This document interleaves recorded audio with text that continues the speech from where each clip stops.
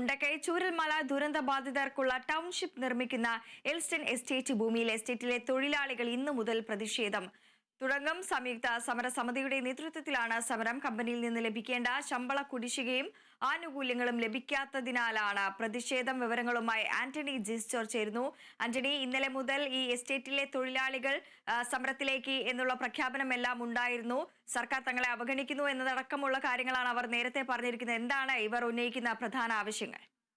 തീർച്ചയായും ഇന്നലെയാണ് ഈ വയനാട് ചൂരൽമല മുണ്ടക്കൈ ദുരന്ത ബാധിതർക്കുള്ള ടൗൺഷിപ്പിന്റെ നിർമ്മാണ പ്രവർത്തനങ്ങൾ, പ്രാരംഭ നിർമ്മാണ പ്രവർത്തനങ്ങൾ ഈ കൽപ്പറ്റയിലെ എൽസ്റ്റൺ എസ്റ്റേറ്റിന്റെ ഭൂമിയിൽ ആരംഭിച്ചത്.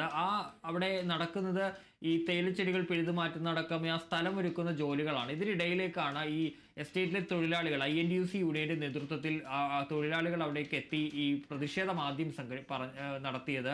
അവർ പറഞ്ഞത് പ്രധാനമായും ഈ കമ്പനി ഇപ്പോൾ ഈ ഭൂമി അടക്കം ഏറ്റെടുക്കുമ്പോൾ തങ്ങൾക്ക് തൊഴിൽ നഷ്ടമാവുകയാണ്. മാത്രമല്ല ഏതാണ്ട് 300ഓളം തൊഴിലാളികളുണ്ട്.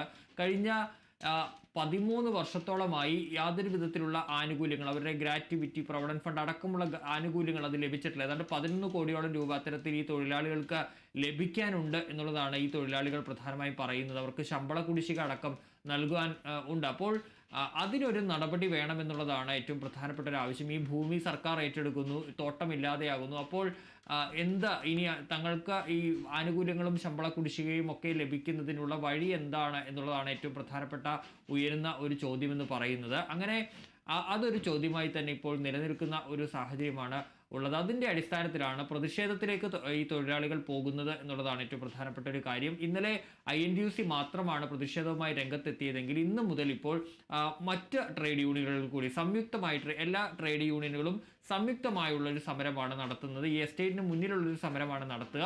പക്ഷേ ഏതെങ്കിലും തരത്തിൽ ആ നിർമ്മാണ പ്രവർത്തികളെ തടസ്സപ്പെടുത്തില്ല എന്നുള്ളതാണ് സമരസമിതി അറിയിച്ചിട്ടുള്ളത്. അതവിടെ നടക്കും. പക്ഷേ ഈ സമരം അനിശ്ചിതകാല സമരമാണ്. അതിപ്പോൾ സജീവമായി തന്നെ കൂടുതൽ ശക്തമായി നടത്താൻ തന്നെയാണ് തീരുമാനിച്ചിരിക്കുന്നത്. കൂടുതൽ പോലീസുകളെ എല്ലാം തന്നെ വിന്യസിച്ചിട്ടുണ്ടോ അവിടെ? ഇന്നലെയെല്ലാം തന്നെ വലിയ രീതിയിലുള്ള ഒരു പ്രതിഷേധം കണക്കിലെടുത്ത് വലിയ രീതിയിലൊരു പോലീസ് സേന അവിടെ എത്തിയിരുന്നു. ഇന്നും അത്തരത്തിലുള്ള ഒരു പോലീസ് സംഘം അവിടെ ഉണ്ടോ? നിലവിൽ അത്തരത്തിൽ പ്രതിഷേധം, അതായത് ആ പണിയെ തടസ്സപ്പെടുത്തിക്കൊണ്ടുള്ളൊരു പ്രതിഷേധമോ അല്ലെങ്കിൽ സമരമോ ഉണ്ടാകില്ല എന്നുള്ളതാണ് സമരസമിതി അറിയിച്ചിട്ടുള്ളത്. അവർ അവിടെ സമരം തുടങ്ങും എന്നുള്ളതാണ് ഏറ്റവും പ്രധാനപ്പെട്ട ഒരു കാര്യം. ഇന്നലത്തേതുപോലെ അല്ലെങ്കിൽ ഇന്നലെയും അവർ ആ പണിയെ അവിടെ തടസ്സപ്പെടുത്തുന്ന ഒരു സാഹചര്യം ഉണ്ടായില്ല. ഭൂമിയിലേക്ക് അവിടെ പ്രതിഷേധവുമായി എത്തുകയാണ് ചെയ്തത്. പിന്നീട് അവരെ സമാധാനിപ്പിച്ച് വിടുകയാണ് ചെയ്തത്. ഏതായാലും ഇന്നിപ്പോൾ ആ പ്രതിഷേധം അവർ ആ എസ്റ്റേറ്റിൽ തന്നെ തുടങ്ങും. പക്ഷേ പണിയെ ബാധിക്കുന്ന തരത്തിലുള്ളൊരു പ്രതിഷേധം ഈ തൊഴിലാളികളുടെ ഭാഗത്ത് നിന്ന് ഉണ്ടാകില്ല എന്നുള്ളത് അവർ അറിയിച്ചിട്ടുണ്ട്.